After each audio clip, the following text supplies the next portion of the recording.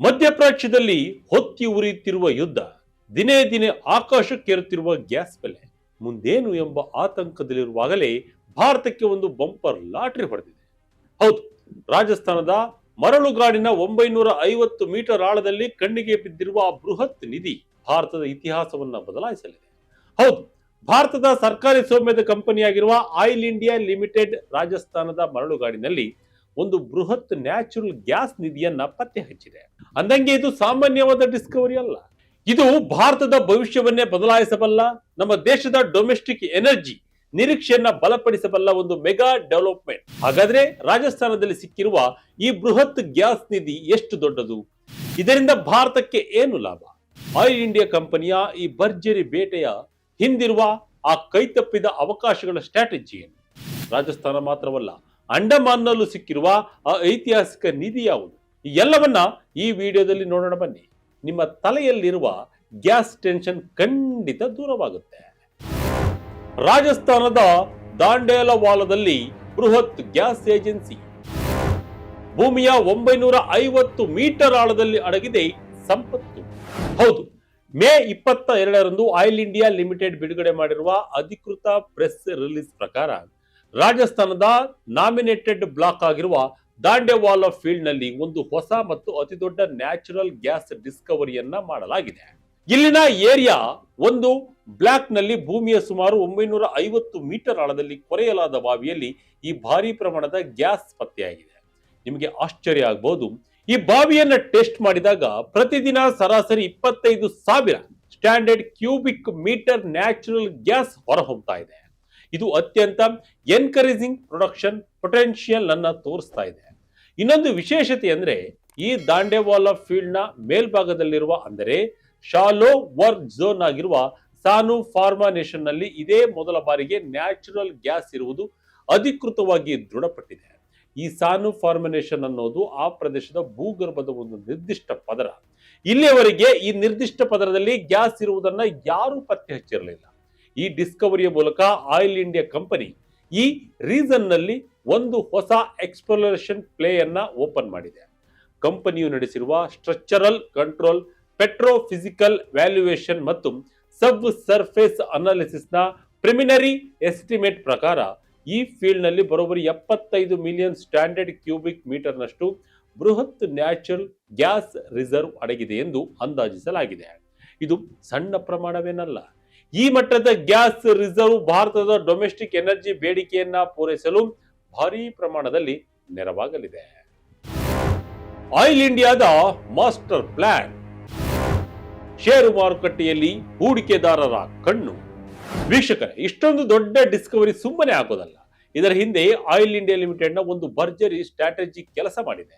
ಅದೇ missed opportunities ಅಥವಾ ಕೈ ತಪ್ಪಿದ ಅವಕಾಶಗಳ ಅಪ್ರೋಚ್. ಅಂದರೆ ಈ ಹಿಂದೆ ಯಾವೆಲ್ಲ ಜಾಗಗಳಲ್ಲಿ ಗ್ಯಾಸ್ ಹುಡುಕುವ ಅವಕಾಶಗಳನ್ನ ನಾವು ಕೈ ಚೆಲ್ಲಿರಬಹುದೋ, ಅಥವಾ ಎಲ್ಲೆಲ್ಲಿ ಭೂಗರ್ಭದಲ್ಲಿ ಗ್ಯಾಸ್ ಇರುವ ಸಾಧ್ಯತೆಗಳಿದ್ದರೂ ಅದರ ಸರಿಯಾಗಿ ಪತ್ತೆ ಹಚ್ಚಿರಲಿಲ್ಲವೋ ಅಂತಹ ಅನ್ಟ್ಯಾಪ್ಡ್ ಸಬ್ ಸರ್ಫೇಸ್ ಆಪರ್ಚುನಿಟೀಸ್ ಅನ್ನ ಮತ್ತೆ ಮರುಪರಿಶೀಲನೆ ಮಾಡುವುದು, ಟಾರ್ಗೆಟೆಡ್ ಟೆಕ್ನಿಕಲ್ ಇಂಟರ್ವೆನ್ಷನ್ಸ್ ಮೂಲಕ ಆ ಹಳೆಯ ಜಾಗಗಳಲ್ಲಿ ಮತ್ತೆ ಅನ್ವೇಷಣೆ ಮಾಡುವುದು.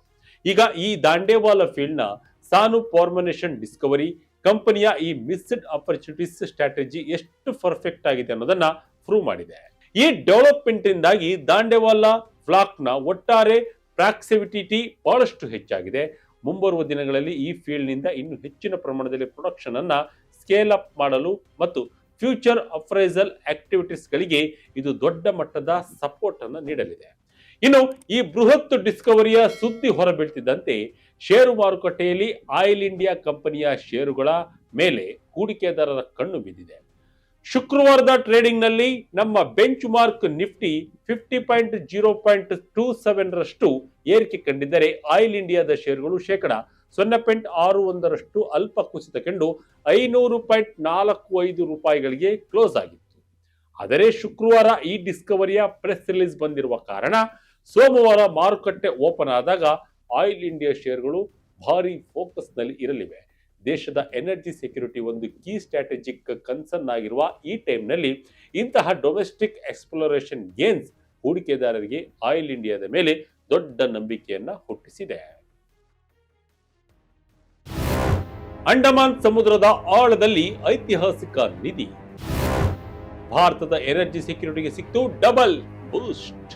ವೀಕ್ಷಕರೇ, ಕೇವಲ ರಾಜಸ್ಥಾನದ ದಾಂಡೇವಾಲ ಮಾತ್ರವಲ್ಲ, ಆಯಿಲ್ ಇಂಡಿಯಾ ಕಂಪನಿ ಕಳೆದ ಕೆಲವು ತಿಂಗಳುಗಳಿಂದ ಭಾರತಕ್ಕೆ back to back good news ಗಳನ್ನ ಕೊಡುತ್ತಾನೆ ಇದೆ. ನಿಮಗೆ ನೆನಪಿರಲಿ, ಸೆಪ್ಟೆಂಬರ್ 2025ರಲ್ಲಿ ಆಯಿಲ್ ಇಂಡಿಯಾ ಒಂದು ಐತಿಹಾಸಿಕ ಸಾಧನೆಯನ್ನ ಮಾಡಿತ್ತು. ಅದೇ Andaman of sure gas Discovery. Andaman Nicobar basin ನಲ್ಲಿ ಇದುವರೆಗೂ ಯಾರಿಗೂ ಹೈಡ್ರೋಕಾರ್ಬನ್ ಪತ್ತೆ ಹಚ್ಚಲು ಆಗಿರಲಿಲ್ಲ. ಆದರೆ ಆಯಿಲ್ ಇಂಡಿಯಾ ವಿಜಯಪುರಂ 2 ಬಾವಿಯಲ್ಲಿ ಮೊದಲ ಬಾರಿಗೆ ಈ ಹೈಡ್ರೋಕಾರ್ಬನ್ ಡಿಸ್ಕವರಿ ಮಾಡಿ ಇತಿಹಾಸವನ್ನ ಸೃಷ್ಟಿಸಿತ್ತು. ಈ ಅಂಡಮಾನ್ ಡಿಸ್ಕವರಿ ಎಷ್ಟು ಇಂಪಾರ್ಟೆಂಟ್ ಅಂದ್ರೆ, ಇದು ಸಮುದ್ರದ 295 ಮೀಟರ್ ವಾಟರ್ ಡೆಪ್ತ್ ನಲ್ಲಿ ಮತ್ತು ಬರೋಬ್ಬರಿ 2650 ಮೀಟರ್ ಟಾರ್ಗೆಟ್ ಡೆಪ್ತ್ ನಲ್ಲಿ ಪತ್ತೆಯಾದ ನಿಧಿ. ಇನ್ನು ವಿಶೇಷ ಏನಂದ್ರೆ, ಇಲ್ಲಿ ಪತ್ತೆಯಾಗಿರುವ ಗ್ಯಾಸ್ ನಲ್ಲಿ ಬರೋಬ್ಬರಿ 87% ಮೀಥೇನ್ ತುಂಬಿದೆ. ಇದೊಂದು ಸ್ಟ್ರಾಟಜಿಕ್ ಫ್ರಾಂಟಿಯರ್ ಬೇಸಿನ್ ಆಗಿದ್ದು, ಈ ಮೂಲಕ ಅಂಡಮಾನ್ ಭಾಗದಲ್ಲಿ ಬೃಹತ್ ಪ್ರಮಾಣದ ಗ್ಯಾಸ್ ರಿಸರ್ವ್ ಇದೆ ಅನ್ನೋದು ಕನ್ಫರ್ಮೇಶನ್ ಆಗಿದೆ. ಅಂಡಮಾನ್ ಡಿಸ್ಕವರಿ ಮತ್ತು ಈಗಿನ ದಾಂಡೇವಾಲ ಡಿಸ್ಕವರಿ ಇವೆರಡೂ ಕೂಡ ಭಾರತದ ಇತ್ತೀಚಿನ ಅತಿ ಮುಖ್ಯ ಗ್ಯಾಸ್ ಪಾಯಿಂಟ್ಸ್ ಆಗಿವೆ ಮತ್ತು ಇಂಧನ ಭದ್ರತೆಯನ್ನ ಸ್ಟ್ರಾಂಗ್ ಮಾಡ್ತಾ ಇವೆ. ಬಕ್ರಿ ತಿಬ್ಬಾ, ಕೆಜಿ ಬೇಸನ್ ಮತ್ತು ಅಸ್ಸಾಂ ನ್ಯಾಚುರಲ್ ಗ್ಯಾಸ್ ಅವಲಂಬನೆಗೆ ಬ್ರೇಕ್. ಇಷ್ಟೇ ಅಲ್ಲ ವೀಕ್ಷಕರೇ, ಭಾರತದಲ್ಲಿ ಇತ್ತೀಚೆಗೆ ನಡೆದಿರುವ ನ್ಯಾಚುರಲ್ ಗ್ಯಾಸ್ ಡಿಸ್ಕವರಿಗಳ ಪಟ್ಟಿಯನ್ನು ನಾವು ನೋಡ್ತಾ ಹೋದಾದ್ರೆ, ನಮ್ಮ ದೇಶ ಬಹಳ ವೇಗವಾಗಿ ಸ್ವಾವಲಂಬನೆಯತ್ತ ಹೆಜ್ಜೆ ಹಾಕುತ್ತಿದೆ ಅನ್ನೋದು ಕ್ಲಿಯರ್ ಆಗಿ ಗೊತ್ತಾಗ್ತದೆ. ಕಳೆದ ವರ್ಷದ ಜೂನ್ ತಿಂಗಳಲ್ಲಿ ಇದೇ ರಾಜಸ್ಥಾನದ ಬಕ್ರಿ ತಿಬ್ಬಾ DSF ಬ್ಲಾಕ್ ನಿಂದ oil India commercial gas production ಅನ್ನ ಶುರು ಮಾಡಿದೆ. ಇನ್ನು ಸರ್ಕಾರಿ ಸ್ವಾಮ್ಯದ ಮತ್ತೊಂದು ದಿಗ್ಗಜ ಕಂಪನಿ ONGC ಕೂಡ ಸುಮ್ಮನೆ ಕೂತಿಲ್ಲ. 2023-24 ಅವಧಿಯಲ್ಲಿ ಕೃಷ್ಣ ಗೋದಾವರಿ ಬೇಸಿನ್ ನಲ್ಲಿ ಆಫ್ ಶೋರ್ D6 ಬ್ಲಾಕ್ ನ ಅಲ್ಟ್ರಾ ಡೀಪ್ ವಾಟರ್ ಗ್ಯಾಸ್ ಡಿಸ್ಕವರಿಗಳನ್ನ ಮಾಡಿ ಭಾರಿ ಸಕ್ಸಸ್ ಕಂಡಿದೆ. ಇದರ ಜೊತೆಗೆ ಭಾರತದ ಅತ್ಯಂತ ಹಳೆಯ ಮತ್ತು ಮೆಚೂರ್ ಪ್ರೊಡ್ಯೂಸಿಂಗ್ ರೀಸನ್ ಆಗಿರುವ ಅಸ್ಸಾಂ ಅರಾಕನ್ ಬೇಸಿನ್ ನಲ್ಲಿ ಕೂಡ ನಿರಂತರವಾಗಿ ಹೊಸ ಗ್ಯಾಸ್ ಡಿಸ್ಕವರಿಗಳು ನಡೆಯುತ್ತಲೇ ಇವೆ. ಇದೆಲ್ಲವನ್ನ ನೋಡ್ತಾ ಇದ್ರೆ ಭಾರತವು ತನ್ನ ಸ್ವಂತ ಮಣ್ಣಿನಲ್ಲಿಯೇ ಮತ್ತು ತನ್ನ ಸಮುದ್ರ ತೀರಗಳಲ್ಲಿಯೇ ಎಷ್ಟೊಂದು ನ್ಯಾಚುರಲ್ ಸಂಪತ್ತನ್ನ ಅಡಗಿಸಿಕೊಂಡಿದೆ ಅನ್ನೋದು ನಮಗೆ ಅರ್ಥವಾಗುತ್ತೆ. ಜಗತ್ತಿನ ಎನರ್ಜಿ ಸಪ್ಲೈ ಚೈನ್ಗಳಲ್ಲಿ ಏರುಪೇರುಗಳಾದಾಗ, ಪಶ್ಚಿಮ ಏಷ್ಯಾದಲ್ಲಿ ಯುದ್ಧಗಳಾದಾಗ ನಾವು ನ್ಯಾಚುರಲ್ ಗ್ಯಾಸ್ ಇಂಪೋರ್ಟ್ಸ್ಗಾಗಿ ಬೇರೆ ದೇಶಗಳ ಮೇಲೆ ಡಿಪೆಂಡ್ ಆಗುವುದನ್ನ ಕಮ್ಮಿ ಮಾಡಲೇಬೇಕು. ಅದಕ್ಕಾಗಿಯೇ ಭಾರತ ಸರ್ಕಾರದ ಎನರ್ಜಿ ಸೆಕ್ಯೂರಿಟಿ ಭದ್ರತೆಗಳು ಬಹಳಷ್ಟು ಸ್ಪಷ್ಟವಾಗಿವೆ. ನಮ್ಮದೇ ಆದ ಗ್ಯಾಸ್ ಫೀಲ್ಡ್ಗಳಿಂದ ಪ್ರೊಡಕ್ಷನ್ ಹೆಚ್ಚಿಸುವುದು ಇವತ್ತಿನ ಅತಿ ದೊಡ್ಡ ಗುರಿಯಾಗಿದೆ. ಆಯಿಲ್ ಇಂಡಿಯಾ ಕಂಪನಿಯು ಅಂಡಮಾನ್ನಲ್ಲಿ ಮಾಡಿದ ಐತಿಹಾಸಿಕ ಸಾಧನೆ ಮತ್ತು ಈಗ ರಾಜಸ್ಥಾನದ ದಾಂಡೇವಾಲಾ ಫೀಲ್ಡ್ ನಲ್ಲಿ ಸಾನು ಫಾರ್ಮುಲೇಷನ್ ಅಡಿಯಲ್ಲಿ 75 mm SCM ಗ್ಯಾಸ್ ಪತ್ತೆ ಮಾಡಿರುವುದು ಈ ಗುರಿಯತ್ತ ಇಟ್ಟಿರುವ ಒಂದು ಬೃಹತ್ ಹೆಜ್ಜೆಯಾಗಿದೆ. ಭಾರತದಲ್ಲಿ ಈಗ ಎಷ್ಟು ಗ್ಯಾಸ್ ಉತ್ಪಾದನೆ? ವಿದೇಶದಿಂದ 50% LNG ಆಮದು. ವೀಕ್ಷಕರೇ, ನಾವ್ಯಾಕೆ ಈ ಹೊಸ ಡಿಸ್ಕವರಿಗಳ ಬಗ್ಗೆ ಇಷ್ಟೊಂದು ಸಂಭ್ರಮ ಪಡಬೇಕು ಅಂದ್ರೆ, ಭಾರತ ಪ್ರಸ್ತುತ ನ್ಯಾಚುರಲ್ ಗ್ಯಾಸ್ ಪ್ರೊಡಕ್ಷನ್ ಸ್ಟೇಟಸ್ ನಲ್ಲಿ ಸ್ವಲ್ಪ ಆತಂಕಕಾರಿಯಾಗಿದೆ. ಸೆಪ್ಟೆಂಬರ್ 2025ರ ಡೇಟಾ ಪ್ರಕಾರ ನಮ್ಮ ದೇಶದ ಒಟ್ಟು ಗ್ಯಾಸ್ ಉತ್ಪಾದನೆ 2860 MMSCM ಇತ್ತು. ಅಂದರೆ ಹಿಂದಿನ ವರ್ಷಕ್ಕೆ ಹೋಲಿಸಿದರೆ 3.9% ಕುಸಿತ ಕಂಡಿತ್ತು. ಪ್ರಸ್ತುತ ನಮ್ಮ ಉತ್ಪಾದನೆಯಲ್ಲಿ ONGC 53%, ಪ್ರೈವೇಟ್ ಲಿಮಿಟೆಡ್ ಕಂಪನಿಗಳು 38% ಮತ್ತು ಆಯಿಲ್ ಇಂಡಿಯಾ 9% ಕೊಡುಗೆ ನೀಡ್ತಾ ಇದೆ.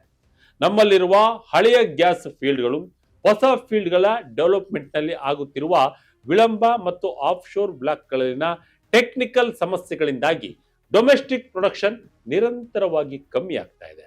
ಸದ್ಯದ ಪರಿಸ್ಥಿತಿಯಲ್ಲಿ ನಮ್ಮ ದೇಶದ ಒಟ್ಟು ಗ್ಯಾಸ್ ಬೇಡಿಕೆಯಲ್ಲಿ ಕೇವಲ 50% ಮಾತ್ರ ನಾವೇ ಉತ್ಪಾದನೆ ಮಾಡ್ತಿದ್ದೇವೆ. ಇನ್ನುಳಿದ 50% ಗ್ಯಾಸ್ ಅನ್ನ ವಿದೇಶಗಳಿಂದ ದುಬಾರಿ ಬೆಲೆ ಕೊಟ್ಟು LNG ಇಂಪೋರ್ಟ್ ಮಾಡಿಕೊಳ್ತಾ ಇದ್ದೇವೆ. ಗ್ಲೋಬಲ್ ಲೆವೆಲ್ ನಲ್ಲಿ ಗ್ಯಾಸ್ ಉತ್ಪಾದನೆಯಲ್ಲಿ ಭಾರತ ಈಗ 29ನೇ ಸ್ಥಾನದಲ್ಲಿದೆ.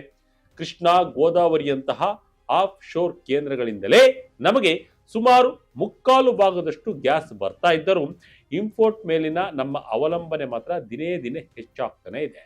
ಇಂತಹ ಒಂದು ಕ್ರಿಟಿಕಲ್ ಟೈಮ್ನಲ್ಲಿ ಈಗ ರಾಜಸ್ಥಾನದ ದಾಂಡೇವಾಲಾ ಮತ್ತು ಕಳೆದ ವರ್ಷ ಅಂಡಮಾನ್ ನಲ್ಲಿ ಆಯಿಲ್ ಇಂಡಿಯಾಗೆ ಸಿಕ್ಕಿರುವ ಈ ಬೃಹತ್ ಗ್ಯಾಸ್ ಡಿಸ್ಕವರಿಗಳು ಕುಸಿಯುತ್ತಿರುವ ನಮ್ಮ ಡೊಮೆಸ್ಟಿಕ್ ಉತ್ಪಾದನೆಗೆ ಅಕ್ಷರಶಃ ಒಂದು ಸಂಜೀವಿನಿಯಂತೆ ಕೆಲಸ ಮಾಡಲಿವೆ.